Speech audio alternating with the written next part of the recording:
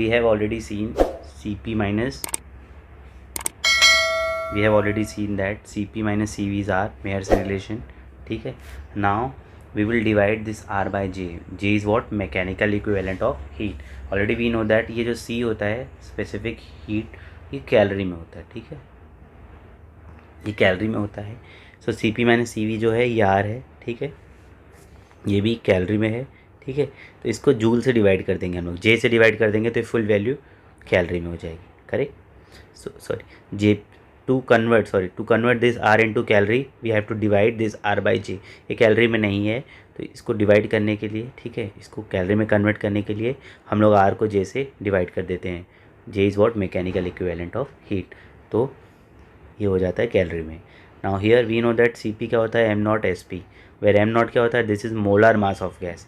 Molar mass मतलब कि एक मोल 1 मोल ऑफ मास, ठीक है, 1 mole mass of ideal gas, 1 mole mass of ideal gas. So यहाँ पे हम लोग देखेंगे m0 Cv is what? m0 Sv. Sp Sv क्या होता है? ये प्रिंसिपल ही स्पेसिफिक हीट होता है.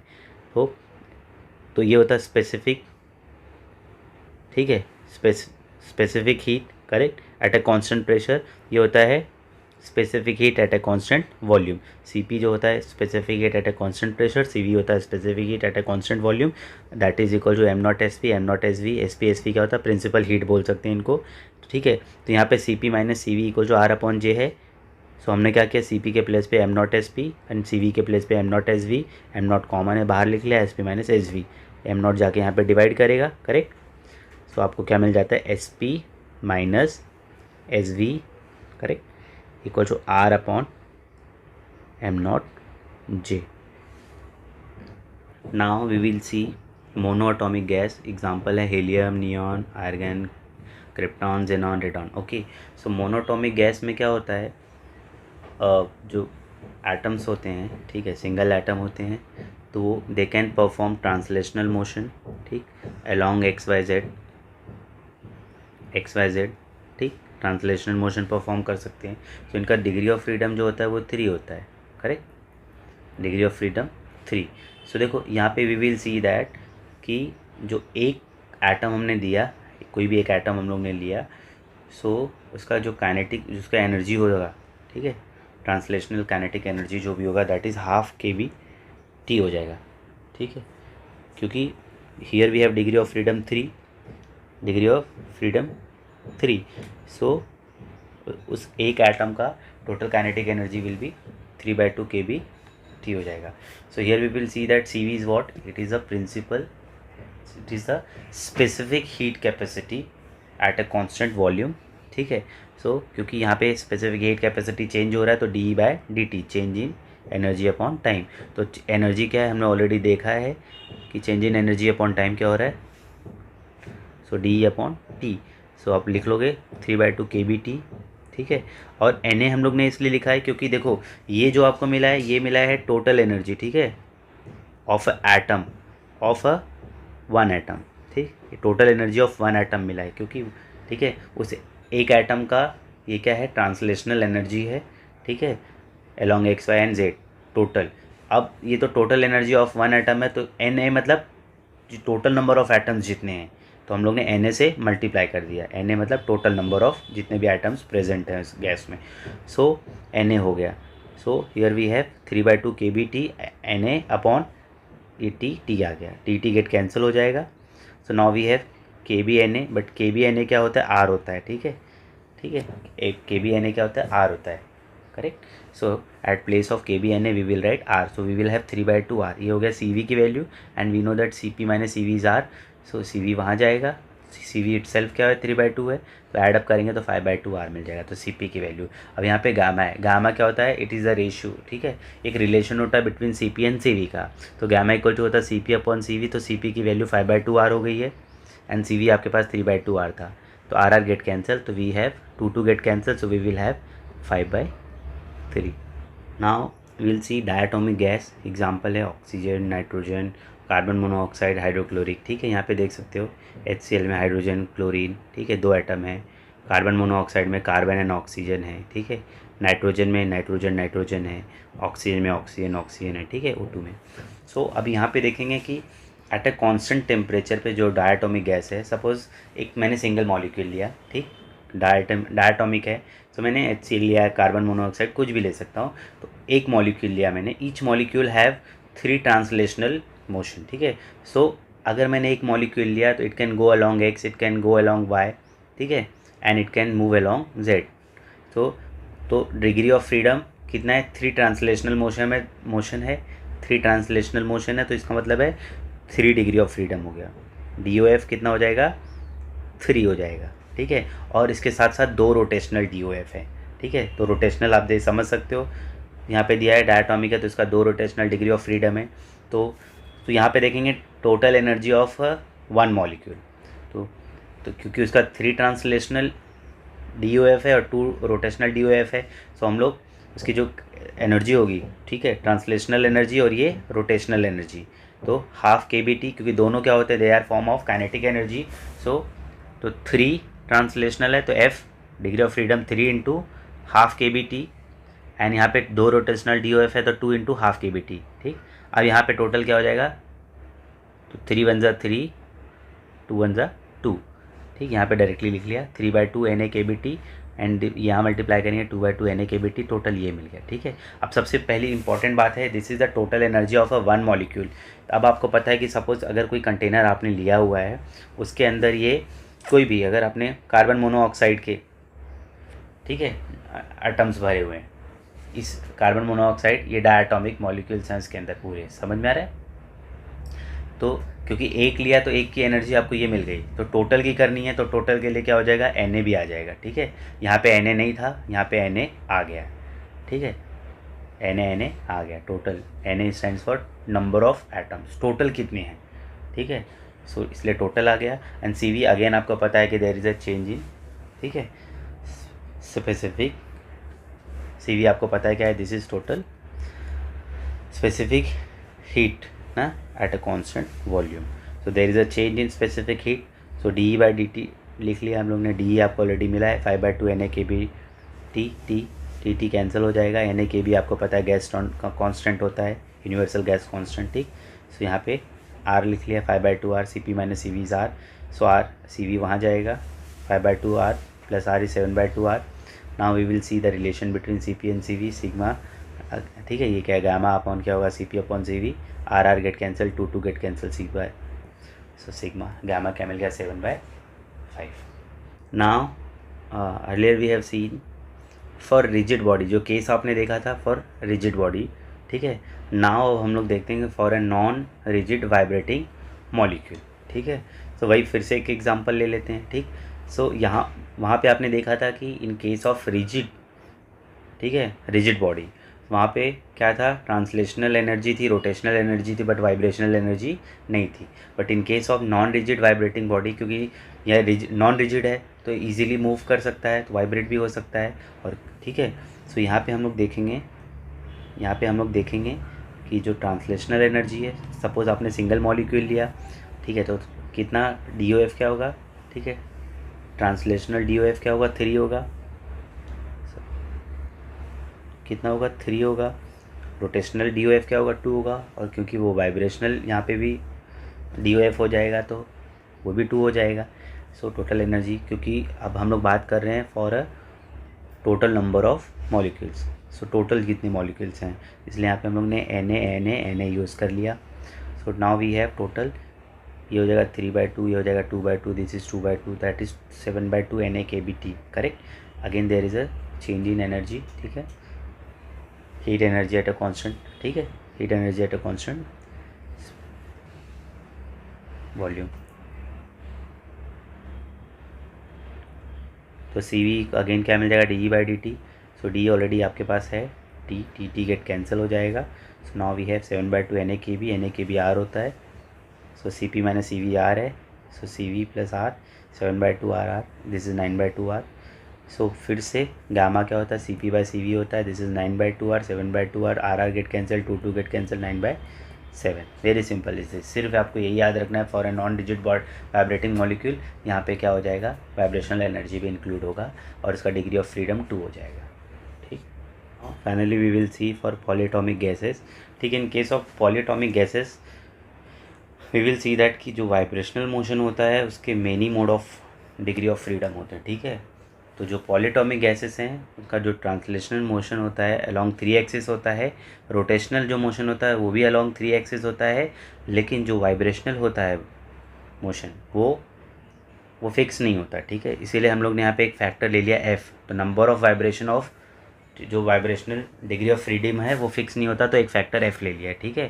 सो ट्रांसलेशनल एनर्जी, सो आपको पता है कि यहाँ पे हम लोग बात कर रहे हैं फॉर ऑल, ठीक है। पॉलीएटॉमिक गैस में एक मॉलिक्यूल के लिए बात नहीं कर रहे, सबके लिए बात कर रहे हैं, इसीलिए हम लोग ने एन ए को इन्वॉल्व कर लिया है। सो 3, क्योंकि अलॉन्ग 3 एक्सिस रोटेशन है तो 3 into total energy, rotational energy भी, जो रोटेशनल मोशन है that is also along 3 axis, 3 into फिर से टोटल एनर्जी इंटू एफ जो फैक्टर है, क्योंकि आपको पता नहीं कि number of vibrational degree of freedom कितना है, और ये आपने टोटल एनर्जी ले ली है, ठीक। So now we can see that कि Na kB T और हाफ सब में है, so we will take out half Na kB T, तो यहाँ पे क्या बच जाएगा 3, सेकेंड में भी क्या बच जाएगा 3, और थर्ड में क्या रह जाएगा 2F, करेक्ट। तो 3 + 3 6 + 2F, correct. Half Na kB T, यहाँ से what is common, 2 is common, we will take 2 out, so ये 2 से ये 2 कैंसिल हो जाएगा, तो नेक्स्ट स्टेप में Na kB T 3 + F मिल जाएगा ना। फिर से आपको पता है स्पेसिफिक हीट ना एट ए कांस्टेंट वॉल्यूम क्या होता है, dE/dt, ठीक, चेंज हो रहा है यहाँ पे, एनर्जी चेंज हो रहा है, तो change in energy upon time. So D क्या मिला आपको, ये देख लो आप, 3 + F Na kB T ये मिल गया अपॉन T से कैंसिल कर लेते हैं, 3 + F और Na kB आपको पता है यूनिवर्सल गैस कांस्टेंट है, तो 3 + F R। फिर से Cp क्या होता है, Cv + R, तो Cv के प्लेस पे ये वैल्यू लिख लो 3 + Fr, और यहाँ पे R है, ठीक है। तो RR कॉमन, तो 3 + F + 1 हो जाएगा। So now we have 3 + 1 4 + Fr।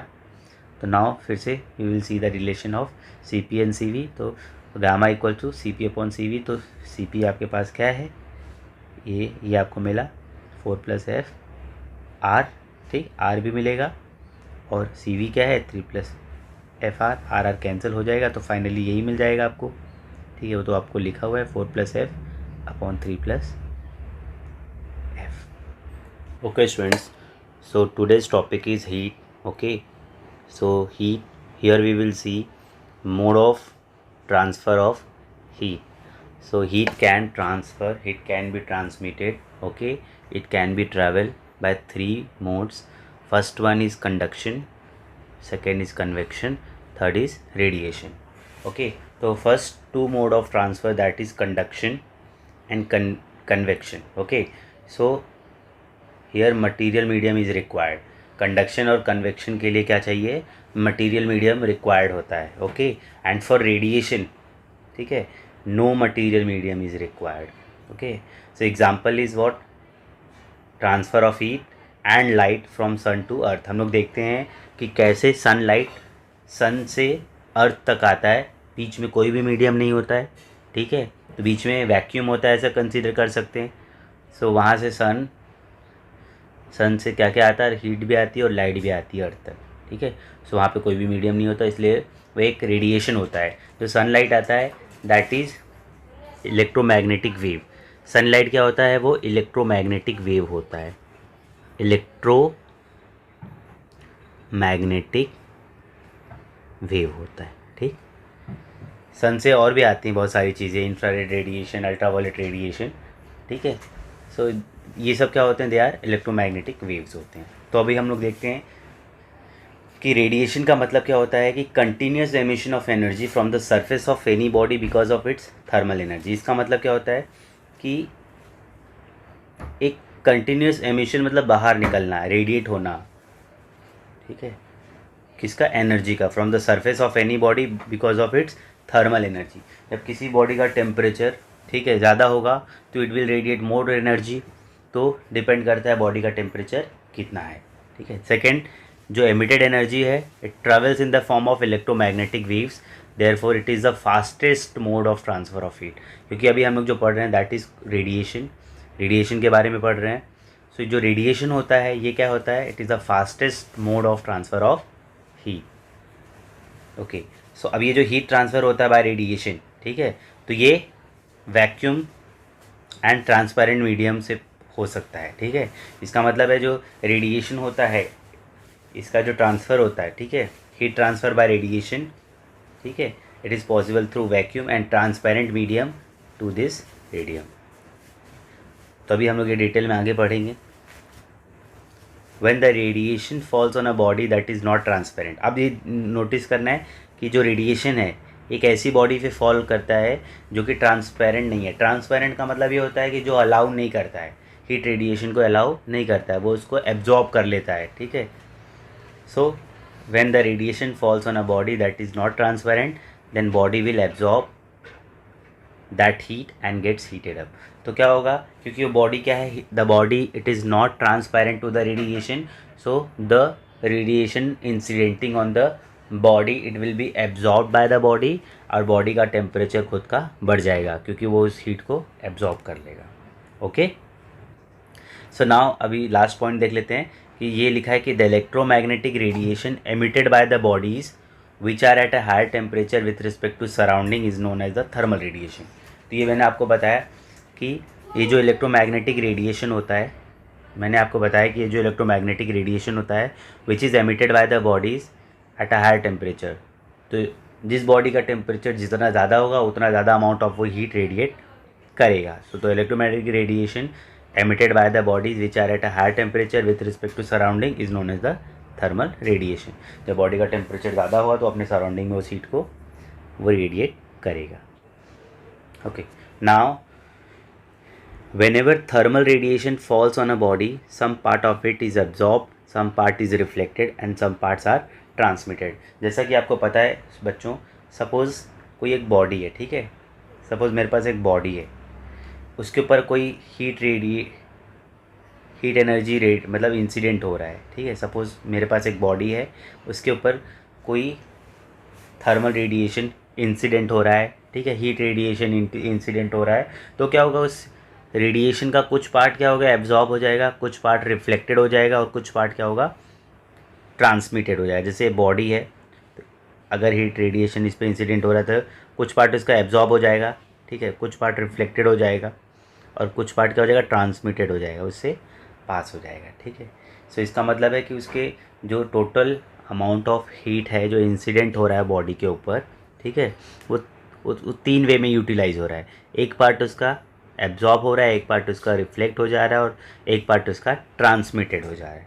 Okay, सो अभी यहाँ पे देखेंगे, let Q be the total thermal energy incidenting on a body, और इसका एक पार्ट क्यू ए है, एक पार्ट क्यू आर है और एक पार्ट क्यू टी है। सो क्यू ए, देखो यहाँ पे आप देख सकते हो कि क्यू क्या है, Q is the total amount of, Q is what, total amount of heat incidenting on the body. Q A क्या है, it is the amount of heat absorb. Q R क्या है, it is the amount of heat reflected. Q T is what, amount of heat transmitted. Okay, तो अब हमने क्या किया, ये जो इक्वेशन है दिख रहा है, इसको डिवाइड किया बाय क्यू। सो जब इसको क्यू से डिवाइड किया, यहाँ देख सकते हैं आप, सो हम लोग को क्या मिल जाएगा, नोटिस करो, Q A by Q plus Q R by Q plus Q T by Q. And we know that बच्चों कि ये जो क्यू ए बाई क्यू होता है वो ए होता है, कोएफिशिएंट ऑफ एब्जॉर्प्शन बोलते हैं हमको, ठीक। और क्यू आर बाई क्यू जो होता है वो आर होता है, and Q T by Q जो होता है वो टी, और यहाँ पे लिखा है आर। इसका मतलब क्या होता है, अभी मैं आपको समझाता हूँ।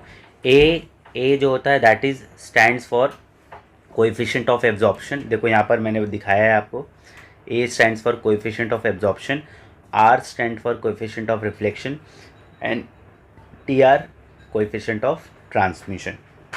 अभी सबसे इम्पॉर्टेंट है कि A equal to Q A upon Q है, R equal to Q R upon Q है, T R equal to Q T upon Q है। ओके, सो कोएफिशिएंट ऑफ, अब आप इसको डिफाइन कर सकते हो, A stands for coefficient of absorption. तो कोएफिशिएंट ऑफ एब्जॉर्प्शन क्या होता है, Q A is what, Q क्या होता है, it is the amount of heat absorb upon total amount of heat incidenting on the body. वैसे ही अगर आपको कोएफिशिएंट ऑफ रिफ्लेक्शन को डिफाइन करना है तो आप बोल सकते हो it is amount of heat reflected upon total amount of heat incidenting on the body. वैसे ही टी आर को बता सकते हो जो कि है coefficient of transmission, total amount of heat है transmitted upon total amount of heat incidenting on the body.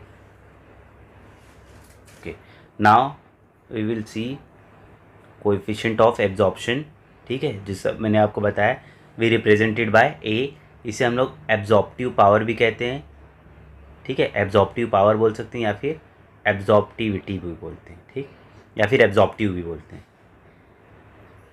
Okay तो अभी हम लोग देखेंगे, last time already we have seen A क्या होता था, क्यू ए अपॉन, क्या होता था, Q A upon Q, Q A upon Q, ठीक है। So it is amount of heat absorbed upon total amount of heat incidenting on the body. So देखो यहाँ पे लिखा है the ratio of amount of heat absorbed to the total quantity of heat incidenting on the body, correct. वैसे ही second देखना है, are जो था that is coefficient of reflection बोलो या रिफ्लेक्टेंस बोलो, ठीक। सो अगेन वो क्या होता था, आपने देखा था वो होता था क्यू आर अपॉन क्यू, ठीक है। So the ratio of amount of heat reflected to the total quantity of heat incidenting on the body. तीसरा क्या था, कोएफिशिएंट ऑफ ट्रांसमिशन या उसे हम लोग ट्रांसमिटेंस भी बोलते थे, टी आर। तो वो रेशियो क्या होता था, Q T upon Q. Okay, so the ratio of amount of heat transmitted to the total quantity of heat incidenting on the body. So now we know that, अभी हम लोग देखेंगे कि A plus R plus T R equal to 1 हो गया, correct. So A आपके पास है कोएफिशिएंट ऑफ एब्जॉर्प्शन, R है coefficient of reflection, T R है कोएफिशिएंट ऑफ ट्रांसमिशन, ठीक है।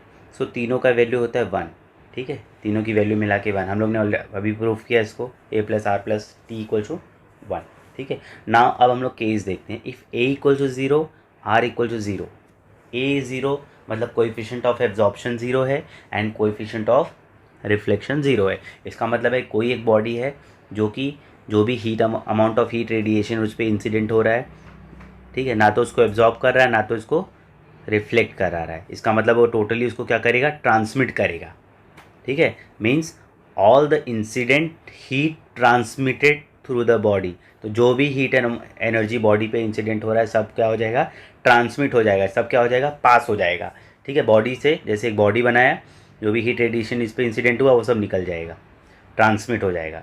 सो इसका मतलब है वो परफेक्ट ट्रांसमीटर हो जाएगा, वो body will act as a perfect transmitter.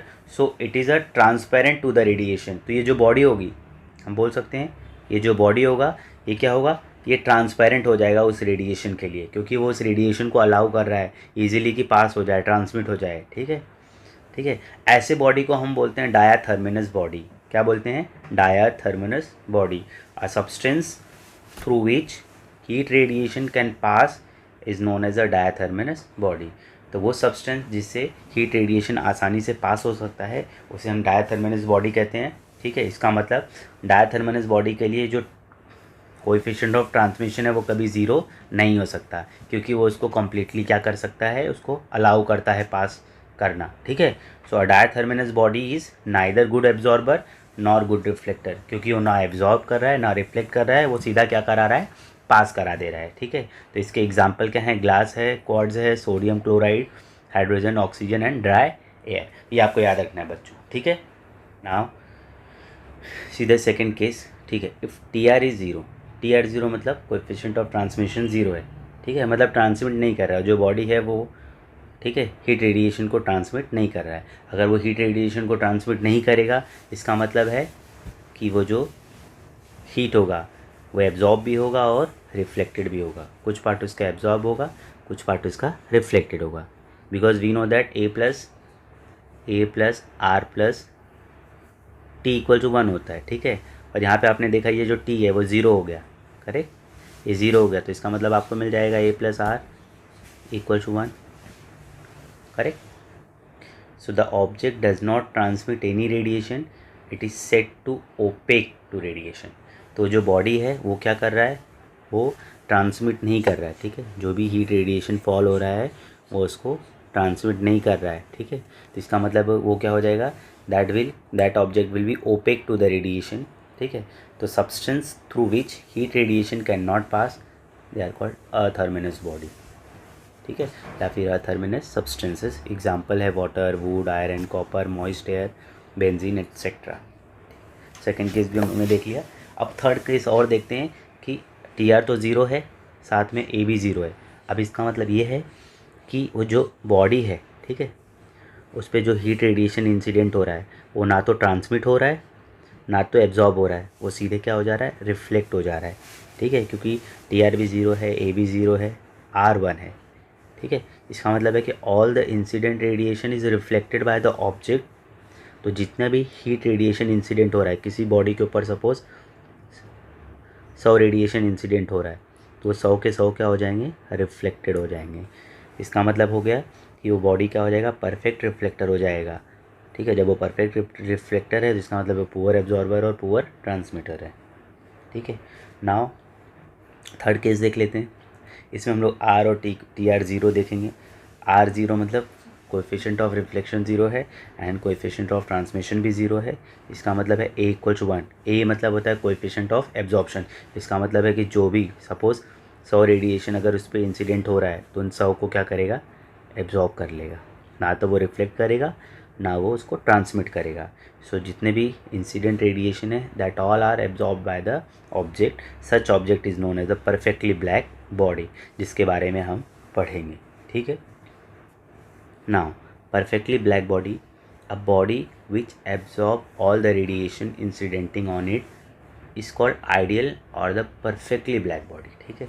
सो वो बॉडी जिसके ऊपर जितना amount of heat radiation incident हो रहा है उन सबको वो एब्जॉर्ब कर लेता है, तो उसे हम लोग कहते हैं आइडियल या फिर परफेक्टली ब्लैक बॉडी, जिसका कोएफिशिएंट ऑफ एब्जॉर्प्शन क्या होता है, 1 होता है। तो for a perfectly black body A = 1, coefficient of absorption 1। A क्या होता है आपको पता ही है, QA/Q। सपोज एक बॉडी है, उसके ऊपर सपोज Q, ऐसे एग्जांपल बता रहा हूँ, 100 रेडिएशन फॉल हो रहे हैं और QA मतलब वो 100 का 100 एब्जॉर्ब कर ले रहा है, ठीक है। तो इसका मतलब हो जाएगा 100/100 दैट इज़ 1। सो जितना amount of heat radiation incident हो रहा है सबको एब्जॉर्ब कर ले रहा है, सो इसीलिए इसे कहते हैं परफेक्टली ब्लैक बॉडी। एग्जाम्पल है lamp black and platinum black, क्योंकि वो नियरली 97% ऑफ रेडिएशन जो भी उस पर इंसिडेंट होता है उसको एब्जॉर्ब कर लेता है। So they resemble to a perfectly black body. Now we will see Ferry's black body. हम देखते हैं फेरिस ब्लैक बॉडी क्या होता है। तो यहाँ पे राइट साइड में आपके पास एक डायग्राम है, ये डबल वॉल्ड होता है। सबसे पहले बच्चों समझ लो, दिस इज़ डबल वॉल्ड, ठीक है। So it is double walled hollow sphere having a small aperture through which heat can enter. तो यहाँ पे ओपनिंग देख सकते हो, ठीक है, इसको स्मॉल होल या अपर्चर बोलते हैं। It is a double walled having a small aperture जिसके थ्रू heat can enter in the, ठीक है, इस स्फीयर में हीट एंटर कर सकता है। Second is the space between. ये जो स्पेस आपको दिख रहा है, मैं जहाँ पे रेड कर रहा हूँ, ये जो स्पेस है दैट इज़ इवैक्यूएटेड, ठीक है। इवैक्यूएटेड मतलब है कि वहाँ पे कोई भी मीडियम ना करना, उसको वैक्यूम बना देना, ठीक है। This the space between the wall is evacuated, correct. जो इनर सरफेस होता है, ठीक है, आउटर सरफेस को हम लोग सिल्वर्ड कर देते हैं, ठीक है, पॉलिश करते हैं, सिल्वर पॉलिशिंग कर देते हैं। आउटर सरफेस को देखो यहाँ पे लिखा है सिल्वर पॉलिश कर देते हैं, ये आउटर सरफेस। और जो इनर सरफेस होता है उसे हम लोग लैम्प ब्लैक, उसको कोट कर देंगे लैम्प ब्लैक से, क्योंकि लैम्प ब्लैक अभी आपने पढ़ा it absorb almost 97% of radiation incidenting on it, ठीक है। सो इनर कोटिंग होता है लैम्प ब्लैक का, ठीक है। आप उसे प्लैटिनम ब्लैक भी कर सकते हो, लेकिन वो थोड़ा कॉस्टली होता है, सो लैम्प ब्लैक इज़ ठीक है। Now when you will see that there is a यहाँ पे कोनिकल प्रोजेक्शन, ठीक, ये देखो, this is a conical projection which is just in front of the small aperture. Because ये क्यों होता है, क्योंकि जो भी अमाउंट ऑफ हीट रेडिएशन होता है जो इंसिडेंट करेगा, एंटर करेगा through this aperture, it will fall, that heat radiation fall on the conical projection. और ये कोनिकल प्रोजेक्शन क्या करता है, इट इंश्योर्स दैट कि incidenting radiation which is incidenting along the axis of aperture, they will incident not normally, ठीक है। वो normally नहीं इंसिडेंट होना चाहिए ऑन द सरफेस, वो कहाँ इंसिडेंट होना चाहिए, डायरेक्टली इस अपर्चर पे, ठीक है। ताकि वो, क्योंकि क्या होता है कि when they will incident normally on the, अगर ये अपर्चर नहीं होता, ठीक है, अगर ये कोनिकल प्रोजेक्शन नहीं होता तो हीट रेडिएशन फॉल करता सीधा सरफेस पे नॉर्मली, और it reflected back along the same path से वो वापस बाहर आ जाता। तो क्योंकि यहाँ पे कोनिकल प्रोजेक्शन है तो कोनिकल प्रोजेक्शन क्या करेगा, ठीक है, इट रिफ्लेक्ट, है ना, वो उसको डेविएट करा देगा, and because of that heat radiation will travel multiple reflection inside the body, ठीक है। सो अभी आप देखोगे कि हीट रे suffers multiple reflection inside the sphere, ठीक है, अंदर वो मल्टीपल रिफ्लेक्शन करेगा, इधर टकराएगा, इधर टकराएगा, इधर टकराएगा, इधर टकराएगा, ठीक। सो इससे क्या होगा कि हर एक कोलिजन में, ठीक है, हर एक कोलिजन में विद द वॉल, वो क्या होगा, wall will absorb almost 97% of the heat incidenting. So इस तरह से पूरा क्या होगा, जितना अमाउंट ऑफ हीट एंटर किया था वो सारा का सारा अमाउंट ऑफ हीट क्या हो जाएगा, एब्जॉर्ब बाय द बॉडी। तो ये जो अपर्चर होता है it behaves like a black body. Okay, now will C emission of heat radiation, ठीक है। सो हमको पता है कि एमिशन मतलब क्या होता है, रेडिएट करना, ठीक है। कोई भी बॉडी जिसका टेम्परेचर बहुत हाई होगा तो कंटिन्यूसली एमिट करेगा रेडिएशन को, हीट को, ठीक है। सो यहाँ पे हम लोग देख सकते हैं एक बॉडी है अपने पास, तो बॉडी से क्या हो रहा है, हीट रेडिएशन एमिट हो रहा है, correct. So a body emit radiation at all temperature. तो normally we will see that कि बॉडी जो होता है किसी भी टेम्परेचर पे रखा हो वो कंटिन्यूसली क्या करता है, हीट को एमिट भी करता है और वो एब्जॉर्ब भी करता है, ठीक है। Now it depends upon the condition, ठीक है। फॉर एग्जांपल अगर आपने चाय रखी है, ठीक है, तो temperature of T and temperature of surrounding, ठीक। तो आपने देखा कि टेम्परेचर ऑफ टी ऑब्वियसली ज़्यादा होगा, तो टी क्या करेगा, अपना हीट रेडिएट करेगा, करेक्ट। लेकिन अगर आपने आइस रखा है, temperature of ice and temperature of surrounding, तो यहाँ पे क्या होगा, आइस का टेम्परेचर कम है तो आइस क्या करेगा, टेम्परेचर गेन करेगा, ठीक, समझ में आ रहा है। तो अगर आपने टी रखा है सराउंडिंग में तो T will lose its temperature to the surrounding, और अगर आपने आइस रखा है सराउंडिंग में तो आइस क्या करेगा, it will gain the temperature of the surrounding. तो सिमिलरली हर बॉडी क्या करता है, और अगर सपोज आपने कोई एक बॉडी को रखा है थर्मल इक्विलिब्रियम में जहाँ पे टेम्परेचर बॉडी का भी और सराउंडिंग का भी इक्वल है, तो क्या होगा, जितना अमाउंट ऑफ हीट, ठीक है, बॉडी एब्जॉर्ब करेगा उतना अमाउंट ऑफ हीट वो रेडिएट भी करेगा, ठीक है। सो इसका एक्सप्रेशन ए इक्वल टू ई हम लोग कर्चॉफ्स लॉ में देख लेंगे। सो सबसे पहले अब हम लोग देखते हैं कि जो amount of heat radiated by body है, ठीक है, मैंने आपको बताया कि कोई भी body amount of heat radiate करेगा वो किस पे डिपेंड करेगा, ठीक है। तो सबसे पहले देखते हैं कि जो भी amount of heat radiated by body है, ठीक है, वो डिपेंड करेगा absolute temperature of the body. तो ये मैंने बताया कि अगर किसी बॉडी का टेम्परेचर ज़्यादा है, जैसे चाय का टेम्परेचर ज़्यादा था वो तो सराउंडिंग में क्या करेगा, हीट को रेडिएट करेगा, लेकिन आइस का टेम्परेचर कम है सराउंडिंग से तो वो हीट को एब्जॉर्ब करेगा, ठीक। So amount of heat radiated by body it depends upon temperature, absolute temperature of the body, absolute मतलब केल्विन में। सेकेंड, वो डिपेंड करेगा material and nature of the surface, ठीक है। अभी हर बॉडी सेम अमाउंट में तो हीट रेडिएट नहीं कर सकता है, ठीक है। अगर मेरे पास दो बॉडी हैं, ठीक है, सपोज मेरे पास दो बॉडी हैं, दोनों का टेम्परेचर है 100 केल्विन एंड 100 केल्विन, तो ज़रूरी नहीं है कि दोनों body same amount of heat radiate करेंगे, ठीक है, क्योंकि दोनों बॉडी का क्या है, मटेरियल अलग अलग है, तो हो सकता है दोनों का हीट रेडिएशन अलग अलग अमाउंट का हो, करेक्ट। तीसरा, जो heat radiated by a body है depends on surface area of the body, ठीक है। तो जितना ज़्यादा सरफेस एरिया, जैसे ये सरफेस एरिया होता है, ये देखिए, जितना ज़्यादा उसका सरफेस एरिया होगा, ठीक है, उतना ज़्यादा अमाउंट ऑफ हीट को क्या कर सकता है, रेडिएट करा सकता है। एंड कितने टाइम तक आप उसको समय दे रहे हो, ठीक है, कितने टाइम तक वो, जितना ज़्यादा समय लेगा उतना ज़्यादा अमाउंट ऑफ हीट वो रेडिएट करेगा, ठीक है। तो यहाँ पे हम लोग अभी एक चीज़ देखेंगे कि जो हीट रेडिएटेड है per unit area per unit time, मतलब Q, heat radiated per unit area per unit time, ठीक है, दिस इज़ एमएसयू पावर। इसी को हम क्या बोलते हैं, एमएसयू पावर, जिसको हम लोग आर से रिप्रेजेंट करते हैं, ठीक है, क्या बोलते हैं, एमएसयू पावर, एमएसयू पावर, ठीक। सो हीट क्यू देखो आप क्या दिया है, यहाँ पे दिया है, ये जो क्यू है this is heat radiated per unit area per unit time, ठीक है। So this is MSU power, मैंने बता दिया, ठीक है, या फिर हम लोग इसको रेडियंट पावर भी बोलते हैं, ये है लिखा मैंने, which is represented by R at a given temperature, ठीक है। सो यहाँ पे मैंने इंडिकेट किया R equal to Q A T. उसके डायमेंशंस क्या हैं, देखो डायमेंशंस मैंने यहाँ पे लिख लिया है L0 M1 T⁻⁻3, ठीक। या फिर बोल सकते हैं ऐसा यूनिट क्या है, joule metre square per second, या फिर जूल पर सेकेंड क्या होता है, देखो जूल पर सेकेंड वॉट होता है, तो क्या बच जाएगा वॉट पर मीटर स्क्वायर, ठीक है, वॉट पर मीटर स्क्वायर, ठीक है। ये -2 होना चाहिए था, करेक्ट।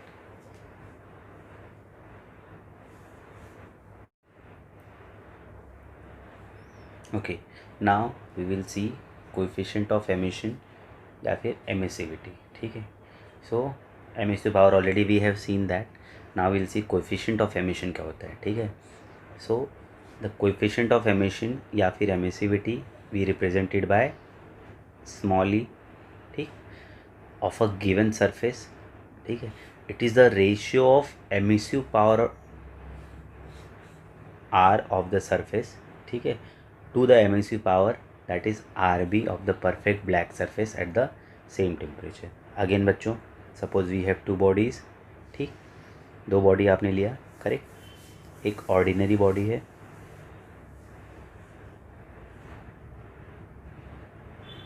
ऑर्डिनरी है, दूसरा परफेक्ट ब्लैक बॉडी है,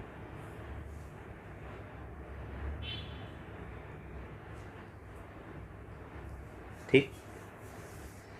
अब क्या किया देखो, तो इसका अब आपको पता है आर क्या होता है, एमिसिव पावर, इसका एमिसिव पावर आर बी हो जाएगा, ठीक है। ऑर्डिनरी बॉडी का एमिसिव पावर आर होता है और ब्लैक बॉडी का एमिसिव पावर आर बी होता है, ठीक है। तो जब आप ऑर्डिनरी बॉडी का emissive power upon perfect black body का एमिसिव पावर का रेशियो लेते हो, so that is your E, that is coefficient of emission या फिर एमिसिविटी बोलते हैं। तो यहाँ पे डेफिनेशन सिंपल सा है, द कोएफिशिएंट ऑफ एमिशन या फिर emissivity of a given surface, ठीक है, is the ratio of the emissive power R of the surface, ठीक है, ऑर्डिनरी बॉडी का surface, to the emissive power R B of the perfect black surface at the same temperature, ठीक। तो normal याद रखना बच्चों, अगर सपोज कोई टेम्परेचर T1 है, ठीक है, T1 टेम्परेचर पे जो एमिसिव पावर आर का होगा, जो एमिसिव पावर आर बी का, मतलब जो बॉडी ए का एमिसिव पावर होगा और जो परफेक्ट बॉडी का, परफेक्टली ब्लैक बॉडी का एमिसिव पावर होगा, दोनों डिफरेंट होगा। सीधी सी बात है, जो एमिसिव पावर ब्लैक बॉडी का होगा that will be greater, correct. तो for a perfectly black body हम लोग देखेंगे जो उसका कोएफिशिएंट ऑफ एमिशन होता है वो 1 होगा, ठीक है, समझ में आ रहा है। And for a perfect reflector that E will be 0, क्योंकि वो उसमें कोई एमिशन पावर नहीं होगा, ठीक है। ठीक है, a good absorber is a good emitter, तो जो एब्जॉर्ब करेगा वही तो एमिट कर सकता है ना। तो जो अच्छा, तो आपको पता है कि जो परफेक्टली ब्लैक बॉडी होता है उसका कोएफिशिएंट ऑफ एब्जॉर्प्शन 1 होता है, तो उसका कोएफिशिएंट ऑफ एमिशन भी क्या होता है, 1 ही होता है। तो जितना अमाउंट ऑफ हीट वो एब्जॉर्ब करता है टोटल वो एमिट कर सकता है। तो for a perfect black body आप देखोगे कोएफिशिएंट ऑफ एमिशन जो होता है that is 1, but for an ordinary body आप देखोगे कि ई जो होता है कोएफिशिएंट ऑफ एमिशन जो होता है वो 1 से लेस होता है, 0 से ज़्यादा होता है, ठीक है। तो वो कुछ भी 0.1, 0.7, 0.8 डिपेंड करता है कौन सा बॉडी आप यूज़ कर रहे हो, उसके ऊपर वो डिपेंड करता है, ठीक है। Okay, now we will see Kirchhoff's law of heat radiation and its theoretical proof। Okay, so suppose we have two bodies, body A and body B। okay, body A जो है वो ordinary body है, एक ordinary body है, correct. body B जो है that is perfectly black body,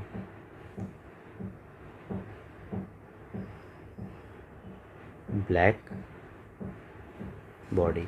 so A ordinary body है, B जो है वो परफेक्टली ब्लैक बॉडी है, यहाँ पे मैंने मेंशन किया हुआ है, करेक्ट। अब हम देखते हैं कि जो आर जो है एमिसिव पावर जो है बॉडी ए का है and R B is the emissive power of body B. Okay, आपने देखा कि R is the emissive power of body A and R B is the emissive power of the black body B, ठीक है। अब क्या हो रहा है कि सपोज दोनों कहाँ रखे हुए हैं, थर्मल इक्विलिब्रियम में रखे हुए हैं, temperature of both body same, ठीक है। Let Q be the total amount of heat incidenting on each body. तो दोनों के ऊपर क्यू अमाउंट ऑफ हीट क्या हो रहा है, इंसिडेंट हो रहा है, ठीक। Same amount of heat is incidenting on both the body, ठीक है। सो बॉडी ए क्या कर रहा है, एब्जॉर्ब करेगा, ठीक है।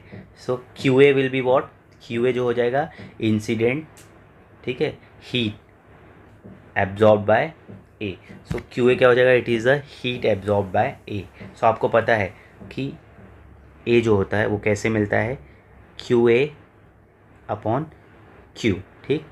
ए क्या होता है, कोएफिशिएंट ऑफ एब्जॉर्प्शन। अगर एक बॉडी क्यू के ऊपर total amount of heat Q incident हो रहा है तो उसका कुछ पार्ट वो एब्जॉर्ब करेगा, दैट इज़ क्यू ए उसने एब्जॉर्ब किया। सो उसका क्या मिल जाएगा, कोएफिशिएंट ऑफ एब्जॉर्प्शन मिल जाएगा। सो देयरफॉर आपने यहाँ देखा कि क्यू ए क्या मिल जा रहा था, ए इंटू क्यू। ये देखो यहाँ पर मिला हुआ है, दिखाया मैंने आपको, ठीक है। नाउ सो हम लोग देखेंगे in thermal equilibrium, since the temperature of both the bodies are same, A और बी दोनों का टेम्परेचर क्या है, सेम है, ठीक है। तो कोई भी बॉडी अगर थर्मल इक्विलिब्रियम में है जिसका टेम्परेचर सेम है, ठीक है, तो both must emit the same amount of heat as they absorb in unit time. तो कोई भी बॉडी, मैंने आपको समझाया बच्चों कि अगर कोई भी बॉडी अगर थर्मल इक्विलिब्रियम में है, ठीक है, जैसे कोई एक ऑब्जेक्ट किसी सराउंडिंग में रखा हुआ है, उस ऑब्जेक्ट और सराउंडिंग दोनों का टेम्परेचर क्या है, सेम है, तो वो बॉडी जितना अमाउंट ऑफ हीट एब्जॉर्ब करेगा the same amount of heat वो एमिट करेगा इन सेम यूनिट टाइम। एक यूनिट टाइम में जितना वो ले रहा है, सपोज 20 जूल ऑफ एनर्जी वो एब्जॉर्ब कर रहा है, तो वही यूनिट टाइम में वो 20 जूल ऑफ एनर्जी को क्या करेगा, एमिट कर देगा, करेक्ट। सो अभी यहाँ पे आपने देखा ए क्यू क्या था, यहाँ पे आप देखो ए क्यू क्या था, it is the heat absorb by A, R क्या हो जाएगा, heat emitted by body A. So यहाँ पे आप देखोगे कि heat absorb by A equal to heat emitted by A, क्योंकि आर हम लोग ने देखा होता है एमिसिव पावर होता है, ठीक है, एमिसिव पावर। और एमिसिव पावर आपको पता है ऑलरेडी क्या होता है, इट इज़ क्यू ना, Q upon A into T, heat energy radiated per unit time, है ना, per unit area. So A Q equal to R. But अगर हम लोग ने परफेक्टली ब्लैक बॉडी लिया तो वहाँ पे आप देखोगे परफेक्टली ब्लैक बॉडी के केस में कोएफिशिएंट ऑफ एब्जॉर्प्शन क्या होता है, 1 हो जाता है, ठीक है। ये आप नोटिस करोगे कि ए इक्वल टू क्या होता है, क्यू ए अपॉन क्यू। तो परफेक्टली ब्लैक बॉडी के केस में क्या होगा, क्यू ए एंड क्यू दोनों क्या हो जाएंगे, इक्वल हो जाएंगे, क्योंकि परफेक्टली ब्लैक बॉडी क्या करता है, जितना अमाउंट ऑफ हीट उस पर इंसिडेंट हो रहा है पूरा का पूरा वो एब्जॉर्ब कर लेता है। तो यहाँ पे क्यू इक्वल टू ए की वैल्यू क्या हो जाती है, 1 हो जाती है, ठीक है। तो यहाँ पे ए क्या हो जाएगा, 1 हो जाएगा। तो आपको क्यू इक्वल टू आर मिल जाएगा, Q equal to R B, ठीक है, क्योंकि in the case of perfectly black body, ठीक है, परफेक्टली ब्लैक बॉडी जितना amount of in thermal equilibrium जितना अमाउंट ऑफ हीट एनर्जी वो एब्जॉर्ब कर रहा है उतना ही वो क्या करेगा, रेडिएट करेगा। सो नाउ इक्वेशन 1 को 2 से डिवाइड कर लिया तो यहाँ पे देखो ए क्यू अपॉन क्यू हो जाएगा, आर अपॉन आर बी हो जाएगा, Q Q get cancel. So A equal to R upon R B. But हमने अभी जस्ट इसके पहले पढ़ा कि जो ई होता है, ठीक है, कोएफिशिएंट ऑफ एमिशन, वो क्या होता है, आर अपॉन आर बी, ठीक है। और यहाँ पे देखा है आर अपॉन आर बी क्या होता है, ए। सो इन दोनों इक्वेशन को कंपेयर कर लेंगे हम लोग। So we will get A equals to E which is called Kirchhoff's law of heat radiation. Okay, now बच्चों यहाँ पे एक इम्पॉर्टेंट चीज़ देखेंगे, ठीक है। सो यहाँ पे you will C graph on the right most corner, यहाँ पे ग्राफ है, ठीक। ग्राफ को समझते हैं हम लोग, ठीक है। ये जो ग्राफ है ये रेडियंट पावर वर्सेस वेवलेंथ का ग्राफ है, ठीक है। सो रेडियंट पावर आपको पता होता है क्या होता है, ये क्यू अपॉन टी, क्योंकि Q stands for energy, energy upon time क्या होता है, पावर होता है, ठीक है, ठीक है। सो ये बन जाएगा पावर।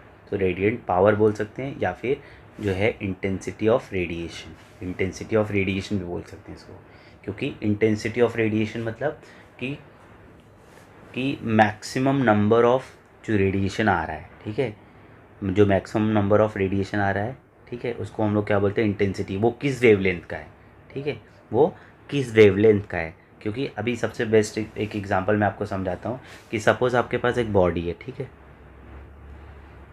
ठीक है, ये बॉडी एमिट कर रहा है करीब 100 रेडिएशंस, ठीक। ये बॉडी एडिट कर रहा है 100 रेडिएशंस। तो समझो ये 100 रेडिएशन में से सपोज़ 80 जो रेडिएशन होंगे वो एक जैसे होंगे और 20 जो होंगे वो अलग अलग होंगे। एक जैसे मतलब रेडिएशन एक जैसे मतलब वेवलेंथ, ठीक है। इन जो 80 रेडिएशंस होंगे उनका वेवलेंथ एक जैसा होगा, सेम, ठीक है। और जो 20 रेडिएशंस का वेवलेंथ होगा वो थोड़ा थोड़ा डिफरेंट होगा, ठीक। मैं आपको इसलिए समझा रहा हूँ। अब हम नोटिस करो, ठीक है। अब मेरे कहने का मतलब ये है कि अगर कोई एक बॉडी है वो 100 रेडिएशन को एमिट करता है, उसमें से 80, 85 या जितने भी मैक्सिमम रेडिएशन का जो वेवलेंथ होगा एक जैसे होगा, ठीक है। सपोज़ 80 जो रेडिएशन है उसका वेवलेंथ सेम है और 20 जो रेडिएशन है उनका वेवलेंथ डिफरेंट है, ठीक, ऐसा समझते हैं। तो यहाँ पे देखो, मैं ये नहीं बोल रहा हूँ कि वो जो 80 रेडिएशन है उनका वेवलेंथ मैक्सिमम होगा, नहीं। यहाँ पे देखो बच्चों, एक मैं वर्ड यूज़ करूँ लैम्डा मैक्स। लैम्डा मैक्स का मतलब है कि number of radiation of this lambda is maximum, मतलब इस वेवलेंथ के, है ना। जैसे कि मैं ऐसा बोल सकता हूँ कि 100 रेडिएशन में से, ठीक है, मैं ऐसे बोल सकता हूँ कि 100 रेडिएशन में से जो 80 रेडिएशन है उनका वेवलेंथ एक्स है और जो 20 रेडिएशन है उनका वेवलेंथ वाई है, ठीक है। सो हो सकता है कि ये जो 80 रेडिएशन है उनका वेवलेंथ ज़्यादा भी हो सकता है, कम भी हो सकता है। तो यहाँ ज़्यादा और कम की बात नहीं, बात ये है कि उनका नंबर, जैसे 100 रेडिएशन जो निकल रहे हैं उन 100 रेडिएशन में से 80 जो रेडिएशन होंगे उनका वेवलेंथ कुछ भी हो सकता है, वो मैटर नहीं करता, but maximum number of wavelength of same type, ठीक है। Maximum number of radiation of having same wavelength, उनका ये वेवलेंथ एक जैसा है, ठीक है। सो उस टाइप के वेवलेंथ का हमारे पास क्या है, बहुत ज़्यादा भरमार है, मतलब उनकी, इसका मतलब उनकी इंटेंसिटी क्या हो जाएगी, ज़्यादा हो जाएगी। तो देखो अभी ग्राफ में मैं आपको समझाने की कोशिश करता हूँ। On this graph you can see that, यहाँ पर देखो, सबसे पहले ये देखो, ये जो ग्राफ है नीचे वाला जो कि 3000 केल्विन का है, ठीक है। 3000 केल्विन पे आ जाते हैं। अब यहाँ पे नोटिस करो कि 3000 केल्विन पे ग्राफ ऐसा है, करेक्ट। अभी चलो मैं आपको अच्छे से और समझाता हूँ। सपोज़ यहाँ पर ये 1000, ठीक, ये 1000 वेवलेंथ है, करेक्ट। इसका इधर आ जाओ ऑन वाई एक्सिस, ठीक है। सो यहाँ पे जो एनर्जी है, ठीक है, इंटेंसिटी कम है। देखो यहाँ पे इंटेंसिटी कम है, सपोज़ यहाँ पे 10 है, फॉर एग्जांपल मैंने बताया, यहाँ पे इंटेंसिटी जो है मैंने 10 ले लिया समझाने के लिए आपको, ये मिटना नहीं चाहिए 80, ठीक। सो देखो, तो ये 3000 केल्विन टेम्परेचर पे, यहाँ पे आपने देखा वाई एक्सिस पे जो इंटेंसिटी है थोड़ा कम है, ठीक है। As we increase the temperature 4000, graph देखो, ठीक है। अब मैक्सिमम देखो, अब यहाँ पे ग्राफ का ये पीक है, ये वाला समझ में, ये यहाँ पर, ठीक, ये। सो अब आप नोटिस करो, जैसे मैंने टेम्परेचर बढ़ाया, सो इसका वेवलेंथ थोड़ा शॉर्टर हो गया, ठीक, कम हो गया। पहले क्या था, 1000 के करीब था लेंथ जो था, अब ये शॉर्टर हो गया, ठीक है। अब कहने का मतलब ये है कि जैसे जैसे हम, अब नेक्स्ट पहले we will notice the temperature increment. 5000 पे देखो ये ये हो जाएगा पीक, ठीक है। फिर और बढ़ाएंगे तो देखो यहाँ पे आ जाएगा मैक्सिमम, ऐसे ऐसे ऐसे ऐसे ऐसे, ठीक। तो जैसे जैसे we are increasing the temperature, जैसे जैसे आप टेम्परेचर बढ़ा रहे हो, आप नोटिस कर रहे हो कि ये जो लैम्डा है मैक्स है, ठीक है, ठीक है, ये,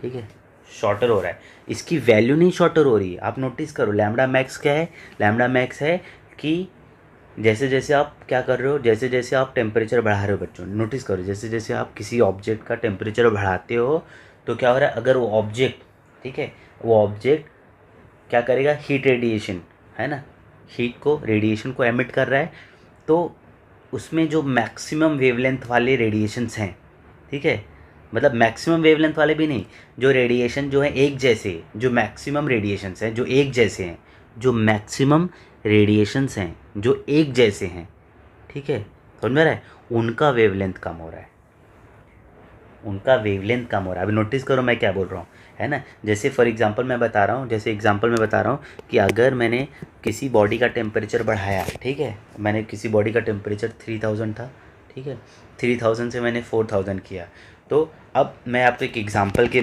ज़रिए आपको समझाता हूँ, ठीक है।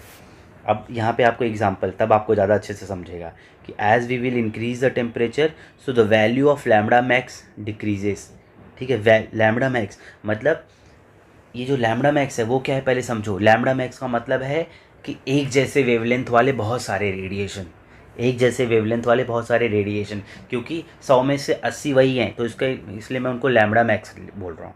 करेक्ट, समझ में आ रहा है। जैसे फॉर एग्जांपल मैं आपको समझाता हूँ, यहाँ पे मैं एक लिया है कि अगर सपोज 2000 केल्विन पे 1.5 इंटू 10⁻⁻6 मीटर के वेवलेंथ के, ठीक है, इस वेवलेंथ के जो रेडिएशन है वो बहुत ज़्यादा है, 100 में से 80 यही है, 100 में से 80 यही है, ठीक है। फिर मैंने क्या किया, 3000 केल्विन किया, तो अब क्या हो रहा है कि 1 इंटू 10⁻⁻6 मीटर ये वेवलेंथ के, ठीक है, रेडिएशन अब मैक्सिमम है। अब 100 में से 80 ये वाले हो गए। पहले 100 में से 80 1.5 इंटू 10⁻⁻6 मीटर वाले थे, अब 100 में से 80 1 इंटू 10⁻⁻6 मीटर, ठीक है, ये हो गए। अब 4000 केल्विन पे 0.75 इंटू 10⁻⁻6 मीटर वेवलेंथ के जो रेडिएशन है वो मैक्सिमम हो गए, ठीक है। 100 में से 80 समझो ये हो गए अब। तो आपने देखा जैसे जैसे आप टेम्परेचर बढ़ा रहे हो तो क्या हो रहा है कि लैम्बडा मैक्स मतलब एक जैसे वेवलेंथ वाले मैक्सिमम रेडिएशन बढ़ रहे हैं, ठीक है। सो अब एक चीज़ नोटिस करो, जब आप इनको मल्टीप्लाई करोगे 2000 इंटू 1.5, ठीक है, सो 3 क्या आ रहा है, 2 इंटू 1.5 3 वन ज़ा 3, 4 इंटू 0.75 3। तो इन सबको मल्टीप्लाई करने पे you will get the same answer. तो lambda 1 T1, lambda 2 T2, lambda 3 T3, क्योंकि ये क्या हो गया, T1 है, ये T2 है, ये T3 है, और ये सब क्या है, लैम्बडा 1 लैम्बडा 2 है ना, ये है लैम्बडा 1 लैम्बडा 2 लैम्बडा 3। तो आपको सेम वैल्यू मिल रही है। इसे ही हम लोग कहते हैं वीन्स डिस्प्लेसमेंट लॉ, ठीक है, वीन्स डिस्प्लेसमेंट लॉ। सो इसको हम लोग बोल सकते हैं कि lambda max is inversely proportional to temperature, absolute temperature. Whenever we remove the proportionality side we always add a constant b. इस बी को हम कहते हैं वीन्स कांस्टेंट, ठीक, जो अगले पेज में देखेंगे। ये यूजफुल है law to determine the temperature of distant stars, sun, moon etcetera. क्योंकि देखो बी की वैल्यू आपके पास है, ठीक है। ये कैसे यूज़फुल है, कैसे हम लोग फाइंड कर सकते हैं स्टार्स का, सन का या मून का, ये अप्रॉक्सीमेट टेम्परेचर मिलता है, नॉट एग्जैक्ट। ये हम लोग नेक्स्ट पेज पे मैं आपको समझाता हूँ, ठीक है। पे मैंने आपको बताया था कि नेक्स्ट पेज पे मैं आपको समझाऊंगा कि कैसे we can find the temperature of distant sun, moon and stars, ठीक है। तो सबसे पहले हम लोग देख लेते हैं इसका डेफिनेशन क्या होता है। वीन्स डिस्प्लेसमेंट लॉ क्या है, it is observe that the wavelength for which emissive power of the black body is maximum, ठीक है। अभी आपने देखा ऑब्वियसली, जब पीछे वाले पेज पे आपने देखा था कि जैसे जैसे आप टेम्परेचर बढ़ाओगे तो क्या हो रहा है कि सीधी सी बात है, कोई भी चीज़ है अगर आप उसका टेम्परेचर बढ़ाते हो तो उसका एमिसिव पावर बढ़ते जाएगा, ठीक है, क्योंकि वो ज़्यादा से ज़्यादा अमाउंट ऑफ हीट रेडिएशन करेगा। सो यहाँ पे आप देखोगे कि wavelength for which the emissive power of a black body is maximum, that is inversely proportional to absolute temperature, ठीक है। और आपने नोटिस किया था जैसे जैसे हम लोग टेम्परेचर बढ़ाते हैं, ठीक है, टेम्परेचर बढ़ाते हैं तो ये lambda max, the value of lambda max shorter होती जाती है, ठीक है। क्योंकि आपने देखा था जैसे ये ग्राफ था, जैसे जैसे आप टेम्परेचर बढ़ाओगे कुछ ऐसा बनते जाता है ग्राफ, ठीक है। तो ये जो वेवलेंथ होता है लैम्बडा मैक्स, ये यहाँ पर है, ये यहाँ पर है, ये यहाँ पर है, तो ये शॉर्टर हो रहा है। लैम्बडा मैक्स क्या होते जा रहा है, शॉर्टर होते जा रहा है, ठीक है। समझ में आ रहा है ग्राफ, ये ऊपर जाना ग्राफ मतलब टेम्परेचर बढ़ना। यहाँ टेम्परेचर कम है 2000, फिर टेम्परेचर यहाँ पे 3000 हो गया, फिर यहाँ पे टेम्परेचर 4000 हो गया, बट साथ ही साथ क्या हो रहा है, जो पीक बढ़ते जा रहा है और यहाँ से आप ड्रॉ करोगे तो that is the lambda max. तो लैम्बडा मैक्स की वैल्यू क्या हो रही है, शॉर्टर हो रही है। इसका मतलब ये नहीं है कि लैम्बडा मैक्स नहीं, लैम्बडा मैक्स यहाँ पर मैंने फिर बताया it is the number of radiation of the this lambda, ठीक है। मतलब एक जैसे रेडिएशन जो हैं अब लैम्बडा की वैल्यू तो कम हो रही है, वेवलेंथ क्या हो रहा है, कम हो रहा है, लेकिन उस वेवलेंथ के मैक्सिमम नंबर ऑफ रेडिएशन है, ऐसा है, ठीक है। लैम्बडा की वैल्यू कम हो रही है लेकिन उसके जो रेडिएशन, उस जैसे रेडिएशन जो है वो तो मैक्सिमम होते जा रहे हैं, वो मैं बता रहा हूँ। करेक्ट, समझ में आया। अब यहाँ पे मैं आपको समझाता हूँ कि कैसे हम लोग स्टार्स और उनका डिस्टेंस फाइंड कर सकते हैं। ठीक है, मैंने आपको समझाया। देखो अब क्योंकि यहाँ पे आपके पास क्या है, lambda max correct into T equal to b है। ठीक है, आपके पास बी की वैल्यू है 2.897 इंटू 10⁻³ अब आपको उनका टेम्परेचर, सपोज सन का टेम्परेचर फाइंड करना है अप्रॉक्सीमेटली। ठीक है, सो लैम्डा मैक्स, तो आप क्या करोगे, एक स्पेक्ट्रम, ठीक है, एक बैंड ऑफ लाइट आती है यहाँ पर अर्थ पे जो होता है ना, सन से एक बैंड ऑफ लाइट आएगी। ठीक है, ठीक है, तो एक स्पेक्ट्रल बोलते हैं हम लोग। तो वहाँ पे क्या करेंगे हम लोग, वी विल सी दैट उसमें से, है ना, उसमें से जो मैक्सिमम रेडिएशन चेक करेंगे कौन सी है ना, तो हम लोग देखेंगे, ऑब्जर्वेशन है तो मैक्सिमम रेडिएशन चेक करेंगे। ठीक है, किस लाइट का है, ठीक है, किस वेवलेंथ का रेडिए है ना, तो किस वेवलेंथ के लिए मैक्सिमम रेडिएशन है, किस वेवलेंथ के लिए क्या है, मैक्सिमम रेडिएशन है। ठीक है, तो हम लोग देखेंगे कि कौन से रेडिएशन मैक्सिमम है और उसका वेवलेंथ क्या है, तो वो हम लोग को पता चल जाएगा, यहाँ पे पुट कर लेंगे। ठीक, उससे ये आके डिवाइड करेगा तो आपको टेम्परेचर अप्रॉक्सीमेटली मिल जाएगा। ठीक है, तो ये तो सीधी सी बात है। ये तो हमको कैसे पता चल जाता है, लैम्बडा, चाहे स्टार हो चाहे वो सन से, वहाँ से जो भी रेडिएशन यहाँ पर आ रहा है वो एक स्पेक्ट्रम होगा। ठीक है, एक कलर तो होगा नहीं, बहुत सारी लाइट्स होगी, उसमें देखेंगे कि maximum number of radiation check करेंगे किसका है। ठीक है, सो जो मैक्सिमम नंबर ऑफ जिसका होगा उसका वेवलेंथ चेक कर लेंगे और उस वेवलेंथ के अकॉर्डिंग हम लोग यहाँ पे पुट कर लेंगे, तो हम लोग को उसका टेम्परेचर अप्रॉक्सीमेटली पता चल जाएगा इसे, है ना। तो ये हो गया Wien's displacement law. Okay, now will C Stefan Boltzmann law of radiation. So for a perfectly black body, ठीक, सो आपने देखा कि Q अपॉन ए टी, ठीक है, सो इसको कहते हैं कि रेट मतलब होता है टाइम। ठीक है, so rate of emission of radiant energy, ठीक है, rate of emission of radiant energy पर unit area. So Q is what, it is a radiant energy पर unit area per unit time, या फिर हम लोग इसको ऐसे भी बोल सकते हैं, क्यू अपॉन टाइम क्या होता है, क्यू ही एनर्जी अपॉन टाइम पावर होता है, power radiated per unit area, it is directly proportional to the 4th power of its absolute temperature. ठीक है, वो जो ग्राफ आपने देखा इसके पहले, ठीक है, वो ग्राफ में आप नोटिस करोगे कि कुछ ऐसा था ग्राफ, ऐसे। ठीक है, सो आप ये T1 है, फिर टेम्परेचर T2 है, फिर टेम्परेचर T3 है, तो जैसे जैसे, और ये वेवलेंथ है, ठीक, और यहाँ पे आपने देखा था रेडिएटेड पावर, ठीक, रेडिएटेड पावर। मैं ऐसे रफली समझा रहा हूँ आपको कि जैसे जैसे आप टेम्परेचर बढ़ा रहे हो, ठीक है, सो क्या हो रहा है, शॉर्टर वेवलेंथ का मिलते जा रहा है रेडिएशन मैक्सिमम। ठीक, जैसे जैसे आप टेम्परेचर को बढ़ाते जाओगे, तो इसका मतलब है कि अभी एक चीज़ नोटिस करना, वेवलेंथ का शॉर्टर होना, ठीक है, इसका मतलब है कि एनर्जी का बढ़ना होता है। ठीक है, वेवलेंथ जितना कम होगा वो एनर्जी उतना ज़्यादा। ठीक है, जितना शॉर्टर वेवलेंथ हो रहा है मैक्सिमम रेडिएशन का, उतना ज़्यादा एनर्जी बढ़ती जा रही है। इसका मतलब है कि आप नोटिस करो ये एनर्जी हो जाएगी, ठीक है, T⁴, तो 4th पावर बढ़ रही है।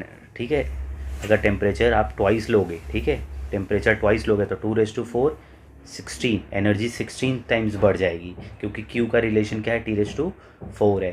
ठीक है, अगर आपने थ्राइस बढ़ाया, ठीक है, टेम्परेचर थ्राइस बढ़ाया, तो इसका मतलब है 3⁴ एनर्जी 81 टाइम्स बढ़ जाएगी।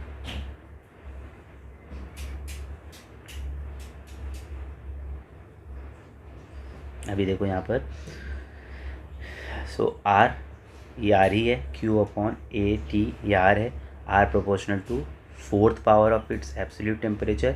तो whenever remove this proportionality sign, हम लोग एक स्टीफेंस कांस्टेंट ऐड करते हैं। Stefan's constant is 5.67 into 10⁻⁸ joule per metre square per second and per kelvin power 4।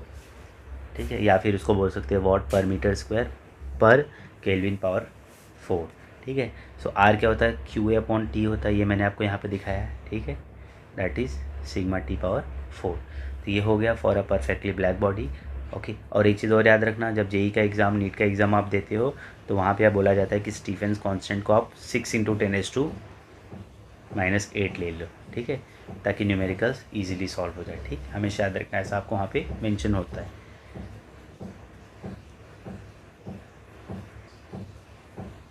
अब फॉर ऑर्डिनरी बॉडी, अब यहाँ पे आपने देखा ये जो R था ये था सिग्मा T⁴ है, ठीक, for a perfectly black body. लेकिन जब आप ऑर्डिनरी बॉडी लोगे तो आप यहाँ पे ई को ऐड कर लोगे। ई क्या होता है? एमिसिविटी ऑफ द सरफेस, क्योंकि सीधी सी बात है, मैंने पीछे आपको पढ़ाया था कि जो परफेक्टली ब्लैक बॉडी होता है उसका जो पावर होता है वो ज़्यादा होता है किससे? ऑर्डिनरी बॉडी से। इसका मतलब है कि जो परफेक्टली ब्लैक बॉडी है वो जो एनर्जी रेडिएट करती है वो ज़्यादा करेगी as compare to ordinary body. तो इसके लिए यहाँ पे ई लिया गया है। अगर यहाँ पे नोटिस करो आप, ई की वैल्यू 1 हो जाती है किसके लिए? For a perfectly black body के लिए। So R equal to sigma T⁴ ही मिल जाएगा। और क्योंकि हम ऑर्डिनरी बॉडी ले रहे हैं तो ई की वैल्यू क्या हो जाएगी? ई की वैल्यू मैंने आपको बताया था, जो ई होता है तो 0 से बड़ा होता है, ठीक है, वो 0 और 1 के बीच में लाई करेगा, ठीक है। ई जो है वो 0 और 1 के बीच में लाई करेगा, ठीक। अभी हम लोग देख सकते हैं कि अगर कोई ऑर्डिनरी बॉडी है उसकी ई की वैल्यू 0.5 है,